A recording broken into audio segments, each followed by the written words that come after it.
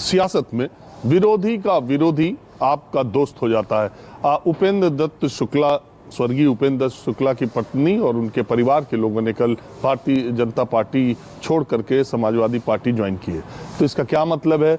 मैं थोड़ा सा पीछे आपको गोरखपुर की स्थानीय राजनीति के बारे में ले जाता हूं। सन 2002 की बात है, राजनाथ सिंह मुख्यमंत्री थे। उस समय शिव प्रताप शुक्ला उनकी सरकार में मंत्री थे और गोरखपुर शहर से योगी आदित्यनाथ की नाराजगी के बावजूद उनको टिकट दिया गया था। योगी आदित्यनाथ ने उस वक्त हिंदू युवा वाहिनी के बैनर तले डॉक्टर राधा मोहन दास अग्रवाल को हिंदू युवा वाहिनी का कैंडिडेट बना करके उतार दिया सिटिंग मिनिस्टर के खिलाफ। और शिव प्रताप शुक्ला भारतीय जनता पार्टी के बहुत पुराने कद्दावर नेता थे।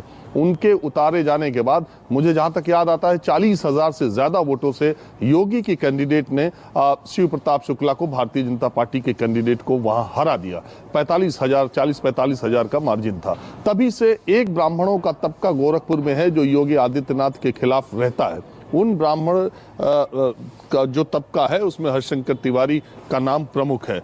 उपेंद्र दत्त शुक्ला और शिव प्रताप शुक्ला जो बीजेपी के भीतर थी, ये भी खेमा बहुत हद तक योगी आदित्यनाथ के खिलाफ था। लेकिन राधा मोहन दास अग्रवाल न सिर्फ 2002 में जीते, 2007 में जीते, 2012 में जीते, 2017 में जीते, 4 बार के विधायक हैं। ये बात अलग है कि कुछ दिनों के बाद योगी आदित्यनाथ से उनकी भी खटपट हो गई और योगी आदित्यनाथ उनकी सरकार 4 बार के विधायक को उन्होंने एक तो मंत्री पद में शामिल नहीं किया। दूसरी बात यह भी है कि उनका टिकट इस बार मिलना संशय था और अब खुद ही योगी आदित्यनाथ वहां पहुंच गए। अब बात आती है उपेंद्र शुक्ला की। दरअसल जब योगी आदित्यनाथ प्रदेश के मुख्यमंत्री बने 2017 में, तो जो बाई इलेक्शन हुआ, लोकसभा सीट जो उन्होंने खाली की, तो शिव प्रताप शुक्ला के करीबी खेमे के उपेंद्र दत्त शुक्ला को भारतीय जनता पार्टी ने टिकट दिया। और भारतीय जनता पार्टी ने इसलिए टिकट दिया क्योंकि योगी आदित्यनाथ को सीएम बनाने के बाद उन्हें लगता था कि गोरखपुर और आसपास के जो ब्राह्मण हैं, जो बीजेपी के साथ इंटैक्ट खड़े हैं, उनकी नाराजगी इससे दूर हो जाएगी।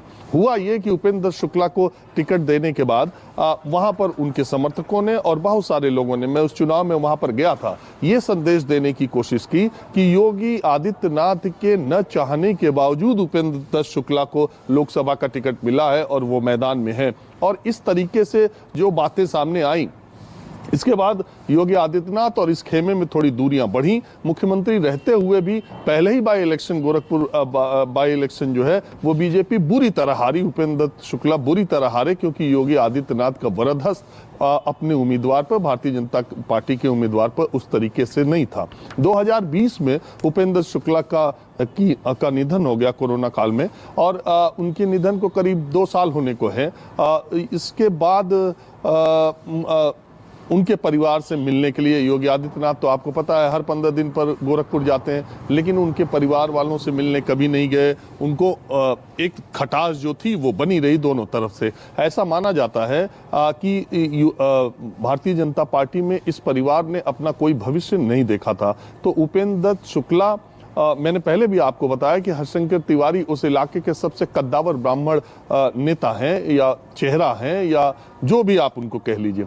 अभी कुछ दिनों पहले, और उनकी अदावत योगी आदित्यनाथ से भी, मैं स्थानीय आपको समीकरण बता रहा हूं, उनकी अदावत योगी आदित्यनाथ से भी है और योगी आदित्यनाथ की अदावत उनसे भी है। हरिशंकर तिवारी, मैं परिवार समेत 15-20 दिनों पहले भारतीय जनता पार्टी बसपा में उनके बेटे विनय शंकर तिवारी विधायक थे। उन्होंने सब लोगों ने अपनी अपनी पार्टी छोड़ करके कुछ और ब्राह्मण नेताओं के साथ जो गोरखपुर के आसपास के हैं, उन्होंने समाजवादी पार्टी ज्वाइन कर ली। जहां तक मुझे जानकारी है, हरिशंकर तिवारी के फैमिली के लोगों ने ही अखिलेश यादव से उपेंद्र शुक्ला की फैमिली के बारे में बात की और मिलवाने का काम किया है और उनको समाजवादी पार्टी में शामिल कराने का काम किया है।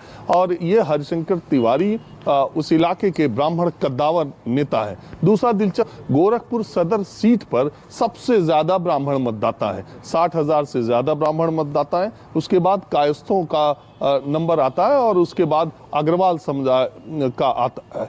अग्रवाल राधा मोहन दास अग्रवाल के साथ बहुत मजबूती से जुड़े थे, उनका टिकट कट गया है। राधा मोहन दास अग्रवाल अभी उन्होंने कहीं किसी तरह का कोई ऐलान नहीं किया। तो अगर आप देखें तो राजपूतों की संख्या थोड़ी कम सी है और मुस्लिम मतदाता भी हैं, लेकिन सबसे ज़्यादा ब्राह्मण मतदाता हैं। और अखिलेश यादव समाजवादी पार्टी से अभी टिकट का, अभी तक जो जानकारी है, अभी टिकट का तो ऐलान नहीं किया है, लेकिन अगर उपेंद्र शुक्ला की पत्नी या परिवार के बच्चे पूरा परिवार ही शामिल होता है तो ये माना जाएगा कि उनकी टिकट देने की प्रायिकता बहुत है।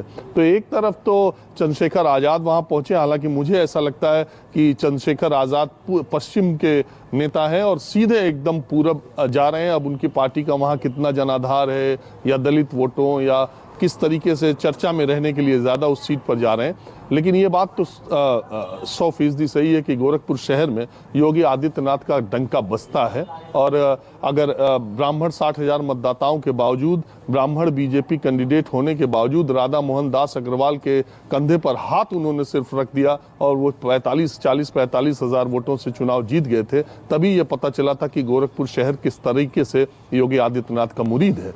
लेकिन दूसरी बात यह है कि जो ब्राह्मण देखो, एक बात मैं बहुत क्लियर कर दूं, भारतीय जनता पार्टी से ब्राह्मणों का गोरखपुर और आसपास के 4-5 जिलों में भारतीय जनता पार्टी से ब्राह्मणों का कोई बैर नहीं है एज ए पार्टी। लेकिन as an individual Yogi Adityanath से ब्राह्मणों का एक बड़ा तबका नाराज रहता है और उसकी बहुत सारी वजहें हैं। अगर मैं पीछे की बात करूं तो योगी आदित्यनाथ जैसे ही चीफ मिनिस्टर बने थे, अगर पहला छापा उत्तर प्रदेश पुलिस की ने कहीं मारा था तो वो हरिशंकर तिवारी के अहाते पर ही मारा था, जो कि गोरखपुर में है। तो ये अदावत सामने आती रही है। न योगी आदित्यनाथ ने इसे कभी छुपाया है, न कभी उस इलाके के ब्राह्मण कद्दावर नेताओं ने छुपाया है। तो ये मामला तो दिलचस्प होगा। निगाहें उत्तर प्रदेश की गोरखपुर सीट पर लगेंगी और योगी आदित्यनाथ को उनके घर में घेरने के लिए अखिलेश यादव और जितनी फोर्सेज हैं वो लगेंगी। और सबसे अभी इंतजार कीजिए, मायावती तो बची जाती हैं, अभी उनका कैंडिडेट कौन आएगा तब और मजा आएगा।